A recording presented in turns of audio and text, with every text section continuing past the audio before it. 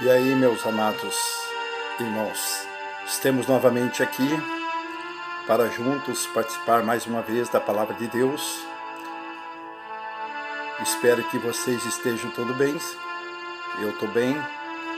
Aqueles que fazem parte comigo, que vêm dar uma olhada nos nossos vídeos, eu peço do fundo do meu coração que a graça de Deus, o entendimento de Cristo, que Deus abra o entendimento de vocês para entender a palavra de Deus. É o que Paulo fazia pelas igrejas onde ele cuidava.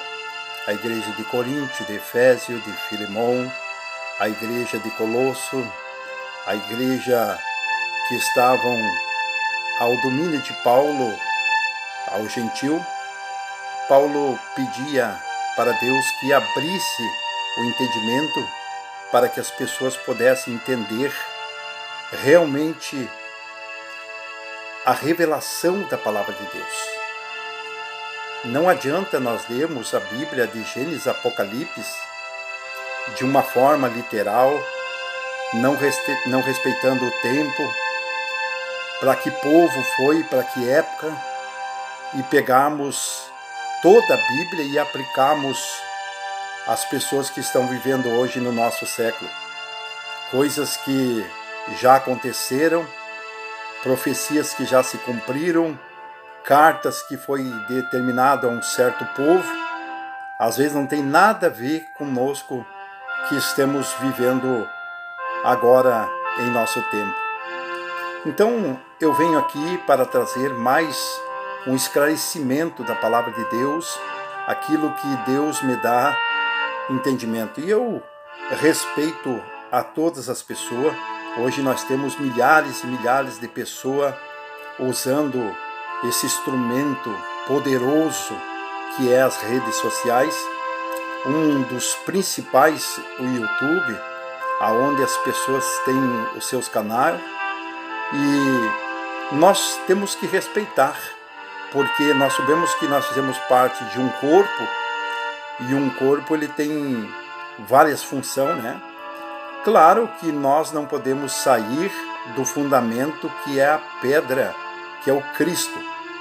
Cristo é a pedra angular, aonde essa construção, o Evangelho está sendo construído, esse edifício maravilhoso que é um edifício vivo, eficaz, a qual nós temos. Cristo é a pedra, mas Cristo também é o cabeça da igreja, a qual nós temos o corpo e fazemos parte. E nós sabemos que um corpo ele recebe todas as funções, todo o domínio, todo o movimento, parte da cabeça. Então, tudo que nós fizemos, tudo que nós pensamos em prol das coisas espirituais, tem que vir de Cristo, o cabeça. E nós sabemos que uma das maiores fontes que ficou para nós, que é revelado para nós andarmos e obedecermos, e termos o entendimento de como andarmos como corpo, e como andarmos como esse edifício que está sendo construído, é a palavra de Deus. Se não fosse a Bíblia, mesmo você sendo um salvo comprado na cruz, mesmo você sendo já uma pessoa eleita, sendo um filho, mas como se não tivesse a Bíblia, como que você iria saber? Você ia andar nesse mundo sabendo que você tem um pai, mas você não saberia.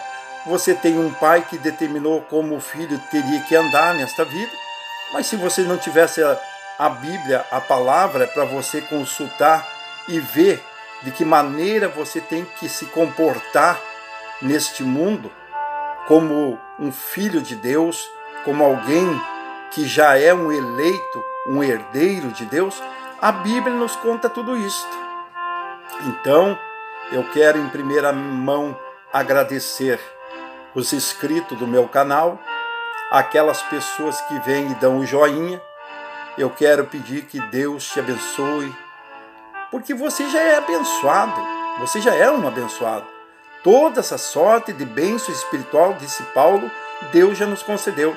Mas que Deus te dê saúde, que Deus te dê força, que Deus te dê inteligência nesse corpo carnal, para que você possa entender o que Cristo veio fazer espiritualmente por nós. Assim eu te agradeço por tudo.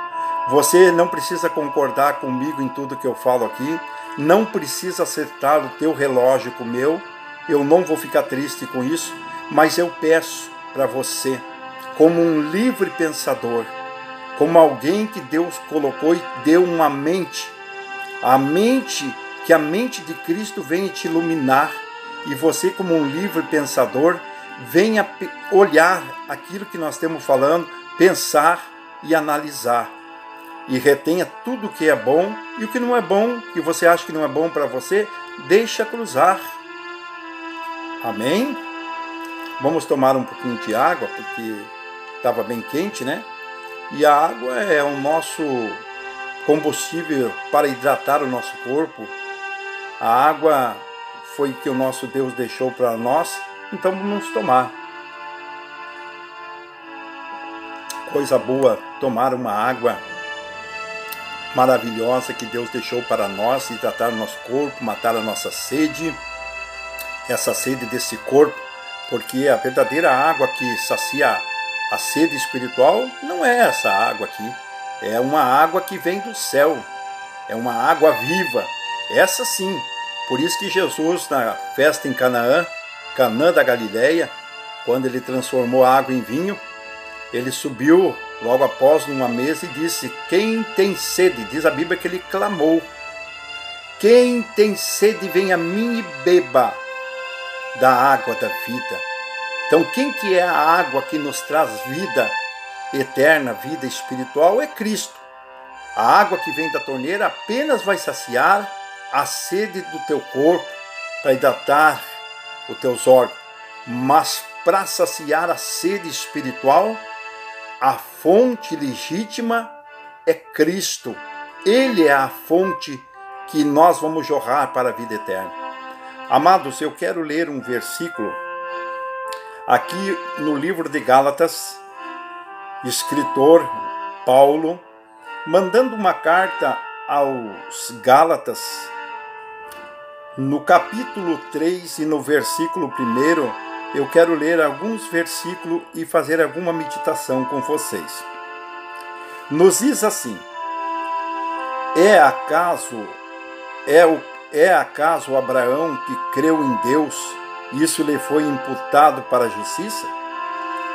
Sabei, pois, que os da fé é que são filhos de Abraão. Ora, tendo a Escritura previsto que Deus justificaria pela fé o gentio, prenunciou o Evangelho a Abraão: em ti serão abençoados todos os povos. Olha, primeiramente, quando Paulo escreve essa carta aos Gálatas, os Gálatas estavam vivendo uma vida praticamente de confusão, uma vida de tormento, porque Paulo, que foi um homem escolhido no ventre da sua mãe, desde o ventre da mãe Deus já tinha escolhido Paulo. Nós não sabemos por que Deus deixou Paulo chegar até este ponto de matar cristão, perseguir as pessoas que eram da fé. Isso não cabe a nós hoje, mas cabe a nós saber que a Bíblia diz, Paulo diz, que ele foi escolhido no ventre da mãe. E Paulo tem uma confiança muito grande para passar para nós em dizer que ele foi escolhido, porque ele foi o único que foi arrebatado ao terceiro céu. E eu não sei te dizer hoje se ele viu Cristo ressuscitado, ou apenas a voz, ou apenas uma luz poderosa, ou se ele viu, mas ele disse que viu coisas lá, tanto que Paulo recebeu um espinho na carne, para que não se exaltasse pela excelência, pelas maravilhas que ele viu.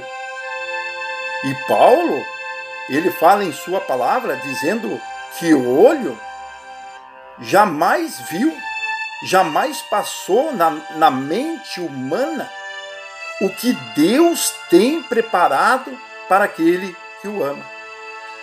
Olha, Paulo podia ter visto coisas lá que ele não foi lícito, não foi ordenado a ele passar às pessoas. E para que ele não viesse com esse orgulho para as coisas que ele viu, ele chegou a comparar. Ele não disse que ele disse: eu conheço um homem, não sei se no espírito ou fora do espírito, não sei se na carne ou no espírito, mas esse homem, disse Paulo, foi ao terceiro céu e viu coisas impressionantes. E Paulo foi ao terceiro céu e recebeu a revelação. Então o Gálatas aqui, no capítulo 3 e no versículo 6 em diante, nós vimos que os Gálatas vinham numa confusão muito grande, porque Paulo trouxe o evangelho para os Gálatas da incircuncisão, o evangelho do Cristo ressuscitado, e os Gálatas já conheciam a lei. Os Gálatas sabiam dos mandamentos, que os 613 mandamentos judaico, mosaico, que era do povo de Israel. Mas Paulo vem e apresenta um outro evangelho, não o evangelho que Jesus de Nazaré pregou com seus discípulos. Mas Paulo vem com outro evangelho, tanto que ele dizia: se vir alguém pregar um outro evangelho, a não ser o que nós temos anunciado, vocês consideram este evangelho anátema. Anátema quer dizer a maldição, um evangelho que vocês não devem aceitar, porque senão vocês vão voltar a ser amaldiçoados. Paulo diz: nem que venha um anjo do céu, nem que venha um anjo e venha anunciar esse evangelho, que não seja esse que eu anunciei para vocês, seja anátema, não aceitem. Agora não foi o que aconteceu. Paulo, ele pregou o evangelho da incircuncisão. O que era o evangelho da incircuncisão? O evangelho da incircuncisão era um evangelho que você não precisava fazer obra, que você não precisava obedecer à lei, os preceitos, os mandamentos. Você não precisava receber as normas que o povo judeu tinha recebido. Quando Jesus de Nazaré vem, ele vem cumprir a lei e pregar para o povo judeu. Ele vem resgatar esse povo da lei, Paulo estava dizendo. E Paulo sabia que o evangelho da incircuncisão era um evangelho totalmente diferente do da lei, o que Jesus de Nazaré pregou. Então nós olhamos aqui, Paulo no capítulo 6 e no capítulo 3 e no versículo 7, ele diz: sabei que os da fé é que são filhos de Abraão. Nós sabemos que Deus fez uma promessa a Abraão, dizendo que o seu descendente, o descendente de Abraão que viria, seria Jesus, o Cristo, aonde qual todos nós íamos nos tornar um só com ele. Então, esse evangelho que Deus já pregou a Abraão era Jesus Cristo que viria no futuro, e quem estaria em Cristo era um com ele, um espírito com ele, era o salvo pela fé, não era salvo através da lei. Então vamos continuar lendo para você entender. Ora, no versículo 8, tendo a Escritura previsto, preste bem atenção, que Deus justificaria pela fé quem? O judeu ou o gentil? Não, o gentil. Prenunciou o evangelho a Abraão. Olha bem, em ti quem? Em ti, Abraão, serão abençoados todos os povos, de modo que os da fé são abençoados com o crente Abraão. Então, quando você segue a Cristo ressuscitado pela fé, você não segue a Cristo pela lei, porque a lei, quem servia a Deus por obra, era o povo que estava na lei. Era o povo escolhido por Deus, o povo de Israel. Mas nós não somos israelita, nós não somos judeu, nós não fizemos parte do povo judeu, nós somos um povo gentil. Gentil quer dizer outra gente, além do povo judeu. Todos que não são judeu são gentil. Então, para fora de Israel, fora do povo judeu, todos que não são judeu, o evangelho da incircuncisão. Agora, para o povo judeu, o evangelho da circuncisão, aonde havia lei, aonde havia esforço humano, aonde havia pagar o preço, aonde havia batismo em água, aonde havia pão e suco, aonde havia subir monte, aonde havia, depois de subir o monte, descer o monte, ir a templo, fazer sacrifício, matar animais. Isso era lei. Isso é uma parte da lei, porque era 613 mandamentos. Quando você, por exemplo, paga o dízimo e toma a ceia e se batiza, você está cumprindo apenas 3 mandamentos. E se você cumprir um mandamento e não cumprir os outros, você está debaixo de maldição. Ou você cumpre os 613 e obedece às leis que nem um judeu, você vai se tornar praticamente um judeu adotado, ou você cai fora da lei e serve a Cristo, e você não precisa mais fazer sacrifício humano para agradar a Deus. Vamos seguir lendo. Aqui no capítulo 3 e no verso 9 nos diz assim: de modo que os da fé são abençoados com os crentes em Abraão. Todos quantos, pois, são das obras, olha, é da lei, e estão debaixo de maldição, porque está escrito. Está escrito o que, Paulo? Maldito todo aquele que não permanecer em todas as coisas escritas no livro da lei para praticá-la.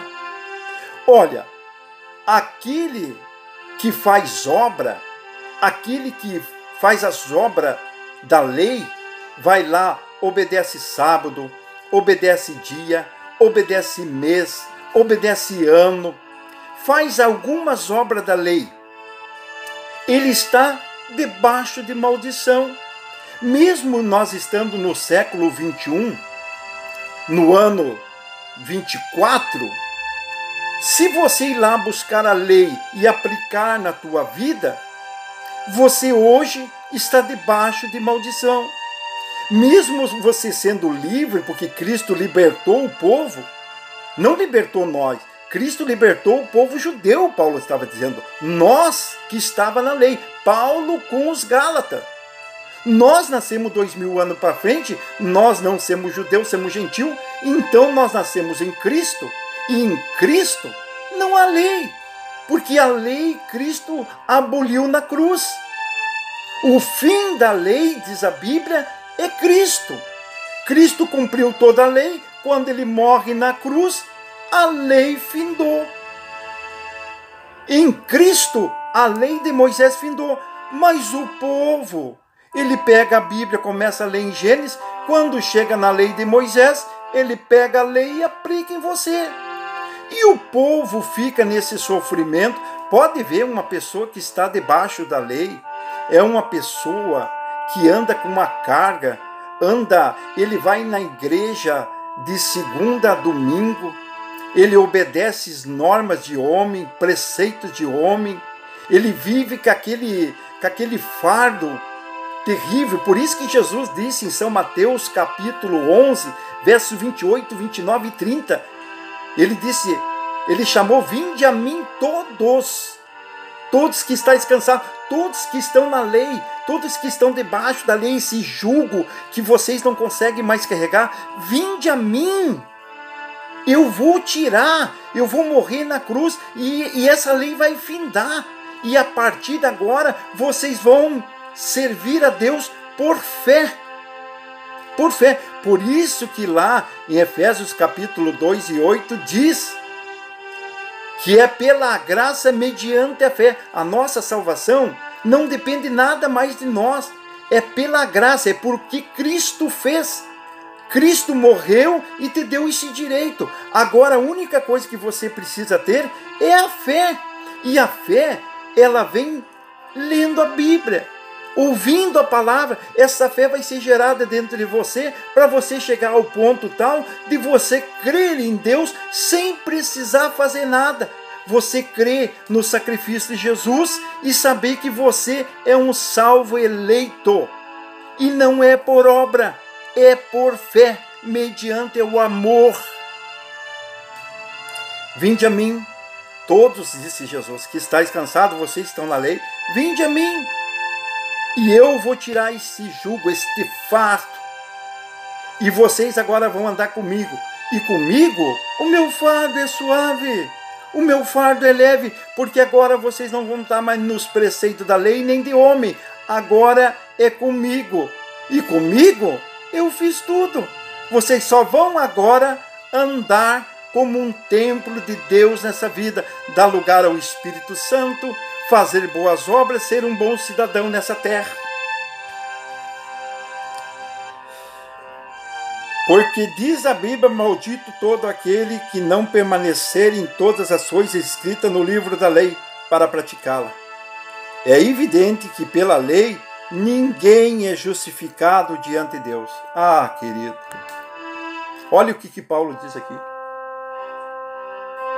Se você quer bater no teu peito, dizer que você é salvo porque você dá um dízimo, porque te afundaram numa água e disseram que os teus pecados foi lavado, se te dão um pedacinho de pão e um copinho de suco e diz que aquele ali é o corpo de Jesus, porque a santa ceia que Jesus comeu com os discípulos foi a Páscoa. E a Páscoa, os irmãos sabem que a Páscoa era composta de ervas amargas, pão sem fermento e um carneiro assado. Era comida para encher o bucho, que nem diz o gaúcho, era para encher. Não era um pedacinho de pão, um copinho de suco, não, era uma ceia, era um jantar. Mas Jesus estava naquele jantar, naquela ceia, e Jesus já estava sabendo que ia morrer. Ele pegou o pão que estavam comendo, que a maioria da comida era comida com as mãos. Jesus pegou o pão para ilustrar a sua morte, como que ia ser o efeito do seu corpo na cruz, a sua morte, e alimentar os povos. Nós ia nos tornar um só com ele. E ele pega o pão e parte e diz: esse é meu corpo que parto em favor de vós. Mas ele estava falando da morte dele, do corpo dele que ia ser estraçalhado na cruz, do sangue dele que ia verter na cruz. Era isso que Jesus estava falando. Mas não era ceia, era Páscoa. A Páscoa que o judeu festejava todos os anos, a liberdade que eles saíram do Egito. Não era um pedacinho de pão, de suco, que você vai ter comunhão com Deus. A comunhão que você teve com Deus foi na morte de Cristo. Quando ele morreu, ele abriu os braços naquela cruz e recebeu a humanidade. Tanto que Jesus perdoou até aqueles que estavam, aqueles que lhe furaram o lado, aqueles que pregaram. Quando começou os terremotos, eles disseram: verdadeiramente ele é o Filho de Deus. Jesus, olha, Pai, perdoa, porque eles não sabem o que fazem, são ignorantes. Jesus não veio para condenar ninguém. Jesus veio para dar vida. Jesus veio para os doentes. E qual é a doença que esse povo estava sofrendo? Esse povo estava debaixo de uma lei que não pudesse se cumprir. Estava esmagado, estava com jugo, com fardo terrível. E é isso que Jesus veio tirar do povo de Israel. Você já nasceu sem fardo.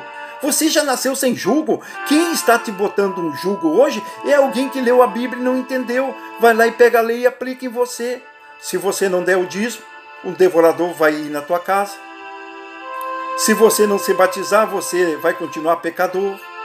Se você não fizer jejum, Deus não vai te abençoar. Isso é um fardo que o ser humano bota. Fazem vocês fazer campanha da fogueira bamba, passar na sombra do Altíssimo, que é uma luz, há um projetor, que um homem fica na frente e dá uma sombra, e o povo passa lá achando que é Deus. A campanha do sal, a campanha do feijão, vende um grãozinho de feijão por R$1.000. Isso se tornou uma empresa, uma exploração.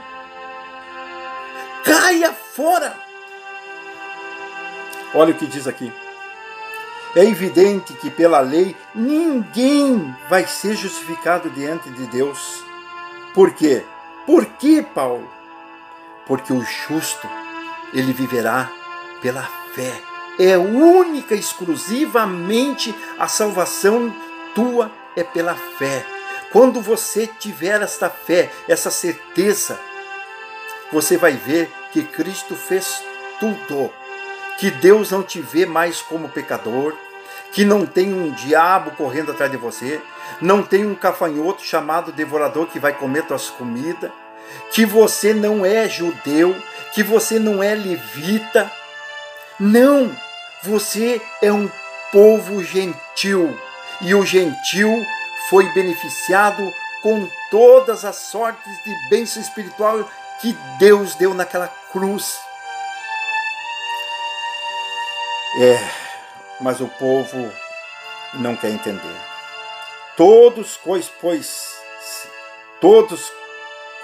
pois são de obra da lei, estão debaixo de maldição, porque está escrito: maldito todo aquele que não permanecer em todas as coisas escritas no livro da lei para praticá-la. É evidente que pela lei ninguém será justificado diante de Deus. Por quê, Paulo? Porque o justo viverá pela fé. Agora Paulo diz no versículo 12, ora, a lei não procede da fé, mas aquele que observar os seus preceitos, por ela viverá. Se você quer ser um judeu e quer ser um cumpridor da lei, você paga dízimo, você faz campanha, você faz voto, você então vai obedecer à lei. Vai fazer o que os judeus faziam. Mas daí você tem 613 leis, enquanto Cristo te dá só a lei do amor para você praticar. Você amando as pessoas por fé.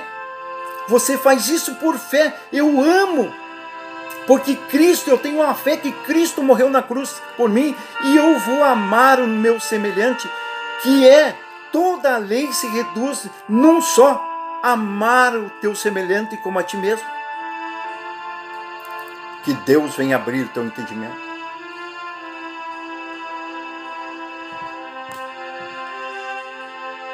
No versículo 11 nos diz assim: é evidente que pela lei ninguém é justificado diante de Deus, porque o justo virá pela fé. Vamos ver então do 12 em diante. Ora, a lei não procede da fé, mas aquele que observar os seus preceitos, por ela viverá. Cristo, disse Paulo, nos resgatou da maldição da lei, fazendo-se ele próprio maldito naquela cruz. Em nosso lugar, disse Paulo, a ele e aos Gálatas e ao judeu que estava naquele tempo no primeiro século. Nós temos no século 21, 20 séculos para frente, quase 2000 anos. Nós é pela fé, nós nascemos depois de tudo concluído, depois que Jesus resgatou eles da lei, tirou a lei, cravou na cruz e disse: tetelestai, está tudo consumado. Quem nascer daqui para frente vai nascer em Cristo, e em Cristo, disse Paulo aos Romanos capítulo 8, nenhuma condenação há. Disse Paulo, nem a profundeza, nem a altura, nem a fome, nem a nudez, nem a perseguição, nada me separará do amor de Cristo. Não, mas o dízimo separa. Não, nada, disse Paulo. Não, mas o batismo, então, nada. Mas se você não participar da Santa Ceia, nada vai me separar, nada, disse Paulo. Nem se eu descer às profundezas do mar e lá ficar, morrer lá, nem a altura, nem se eu passar fome. Nada vai me separar desse amor que Deus representou na cruz do Calvário. Cristo nos resgatou da maldição da lei, fazendo-se Ele próprio maldição em nosso lugar. Porque está escrito: maldito todo aquele que foi pendurado no madeiro. Cristo resgatou aquele povo da maldição da lei e se fez maldito, porque era maldito quem era pendurado no madeiro. Cristo foi pendurado não pelos pecados, porque ele não tinha, ele era justo. Ele se fez maldito por quem andava em pecado. E o que era pecado, irmão Claudinei, para Deus naquele tempo, era não cumprir os 613 mandamentos. Não era você, beber uma pinga, brigar com alguém. Não, isso era obra da carne que você faz e nós fizemos e qualquer um faz nos dias que estamos vivendo. Isso não vai te tirar da presença de Deus. Isso vai trazer sequela e consequência e semeadura e colheita nesta vida, se você praticar. O que era pecado que separava o homem de Deus era as leis que o povo não conseguia cumprir. Então disse Paulo: maldito todo aquele que foi pendurado em um madeiro. Quem é que foi pendurado no madeiro? Cristo se fez maldito para livrar o povo da maldição.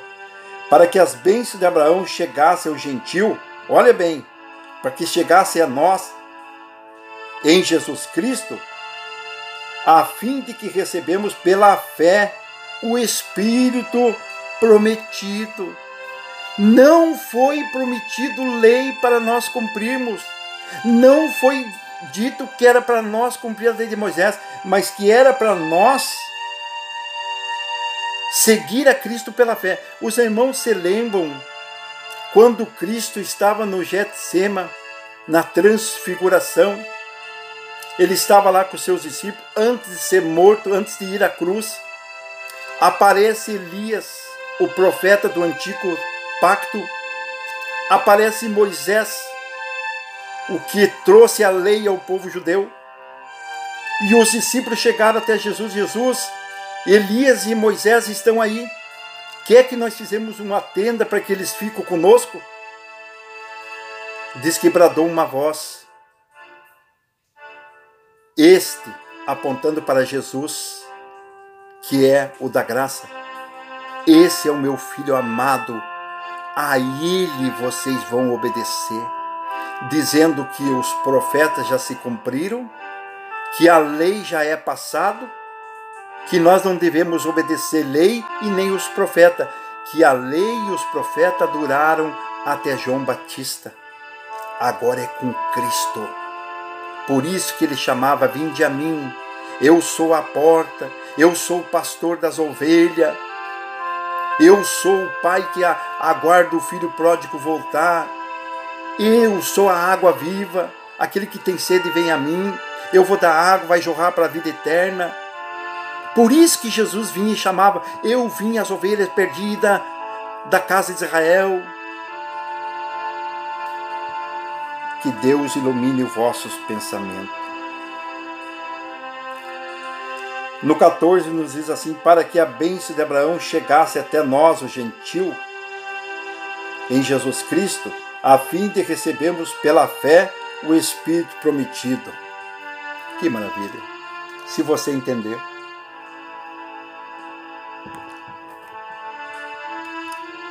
Vamos ler um pouquinho mais. No 15 nos diz assim: irmão, falo como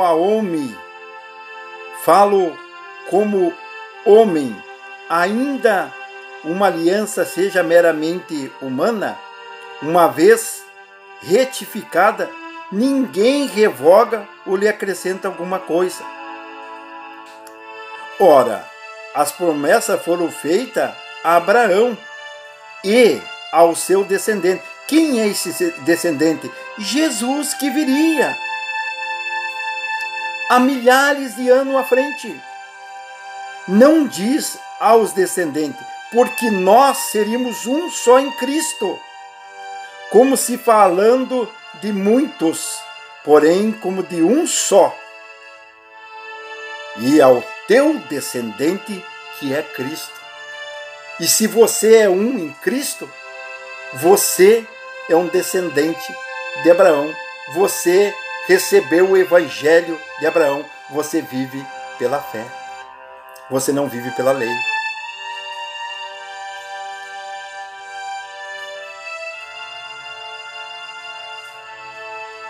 Ora, as promessas foram feitas a Abraão e ao seu descendente. Não diz ao descendente como se falando de muitos, porém como de um só, ao teu descendente, que é Cristo. Digo isto, uma aliança já anteriormente confirmada por Deus, a lei que veio 430 anos depois, não pode abrogar de forma que venha desfazer a promessa.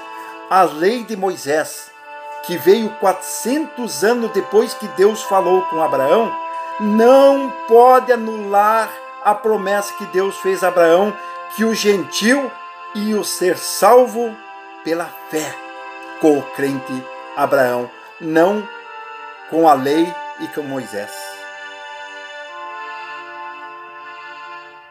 Porque se a herança provém de lei, já não decorre de promessa, mas foi pela promessa que Deus concedeu gratuitamente a Abraão. Qual, pois, a razão de ser da lei? Foi adicionada por causa das transgressões, que até viesse o descendente. Qual foi a razão de Deus dar a lei a Moisés? Para que o Moisés dominasse aquele povo, que não era pouca coisa. Quando saíram do Egito, eram 600 mil homens, não se falando de mulher e de criança. Muitos homens, quem sabe, tinham 2, 3 filhos. Aproximadamente, diz o historiador, que eram 3 milhões. Como é que Moisés ia dominar este povo se não tivesse uma lei? Então Deus estabeleceu uma lei de 603 mandamentos para que Moisés conduzisse esse povo. Mas essa lei não anula o que Deus prometeu a Abraão, que o gentil ia ser salvo pela fé. E essa fé ia vir através de um descendente. Quem é que é esse descendente? Cristo, que morreu na cruz. E nós agora em Cristo Jesus, nós temos uma criatura com Ele, um Espírito. Então estamos na promessa de Abraão, não servimos por obra e por fé. Todo aquele que quer hoje servir a Cristo por obra, volta, está debaixo de maldição. Essa era a briga de Paulo com os Gálatas. Por isso que Paulo dizia para os Gálatas: quem vos enfeitiçou a ponto tal, e eu apresentei a Cristo para vocês, botei Cristo aos olhos de vocês, e vocês agora voltam aos rudimentos, obedecer sábado, festa, dias e anos, obedecer mandamentos de homem. Volto na antiga aliança, arranca a nova aliança e coloca a velha. Estão me traindo, estão em adultério, estão voltando para o velho esposo. Paulo disse: olha, eu penso que trabalhei em vão pregando o evangelho da circuncisão, porque vocês estão mesclando tudo, estão fazendo uma confusão. Eu sofro as dores de parto. Você sabe o que é uma mulher sofrer dores de parto? Agonia, dor. Quem seguiu a sua esposa até o hospital para ver ela dar a luz, vai ver o desespero, a agonia. Paulo diz: eu estou nesse desespero, porque eu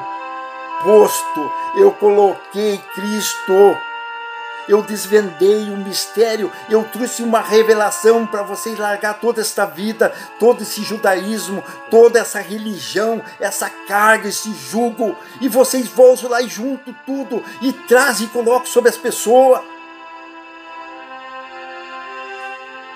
Vocês são filho da Agar, vocês são do Monte Sinai, vocês são filho da escrava, e o filho da escrava gera filho para escrava. Vocês estão gerando filhos escravos.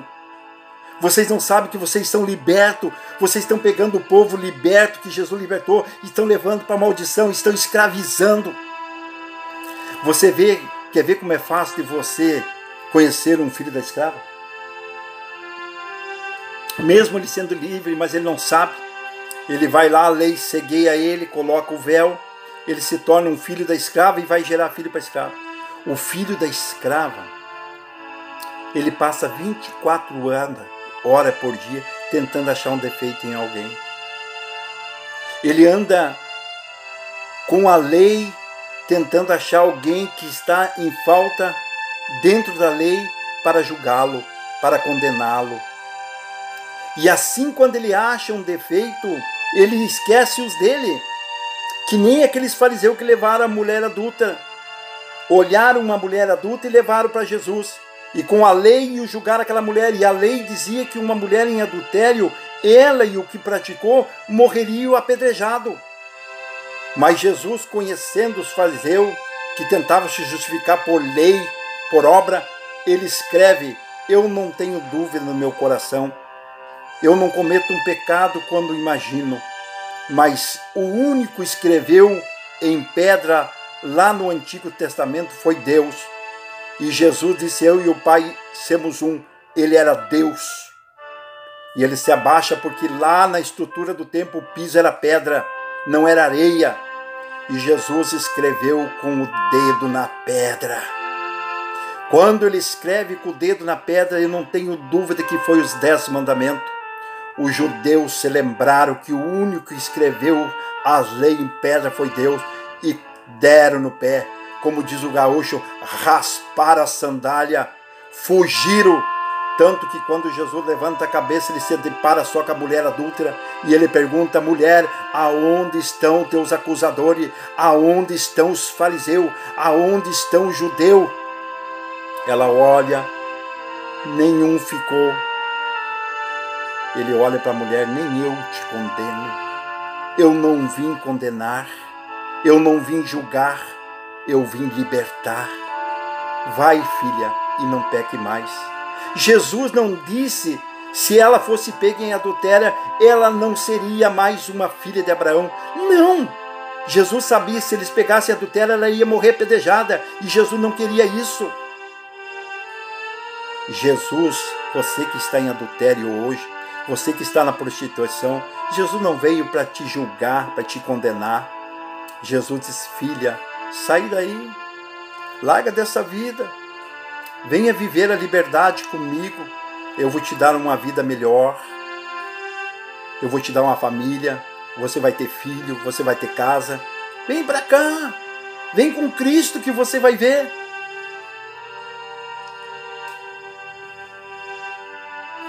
Para que as bênçãos de Abraão chegassem ao gentil em Jesus, a fim de que recebemos pela fé o Espírito. Olha bem, vamos voltar aqui no 15. Irmão, falo como a homem, ainda que uma aliança seja meramente humana, uma vez retificada, ninguém revoga e nem lhe acrescenta alguma coisa. A lei foi tirada.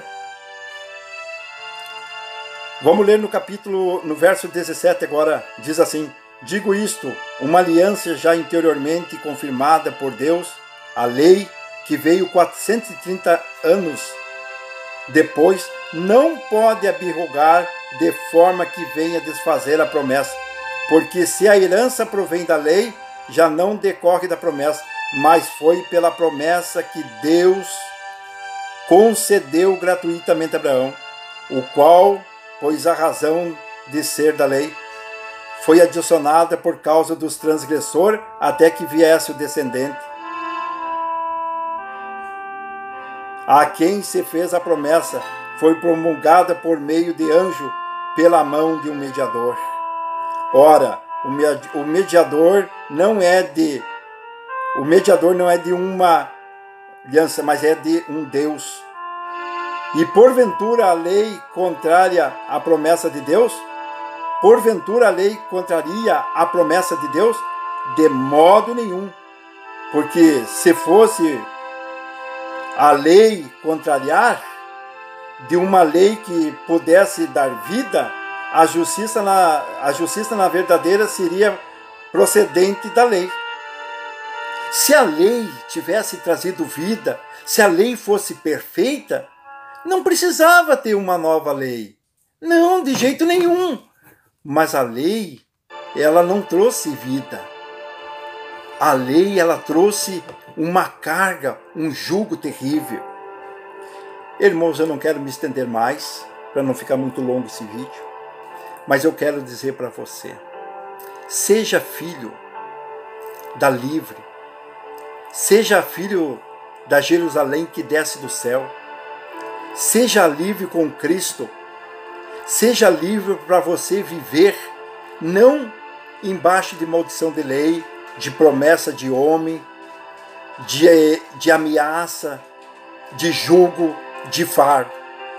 Não, Jesus disse assim, o meu jugo é suave e leve. Eu quero que Deus te dê entendimento para você entender. Nós vamos bater em cima desse tema. E que Deus faça o que disse Paulo, abra as tuas faculdades mentais para que você possa entender os planos que Deus estabeleceu aqui nessa terra. Que você não é filho da Agar, você é filho da livre, da promessa com Isaac. Você não é do Monte Sinai, você é da livre, da que vem do alto. Que Deus possa te iluminar. Assim é, assim será para todo sempre. Amém.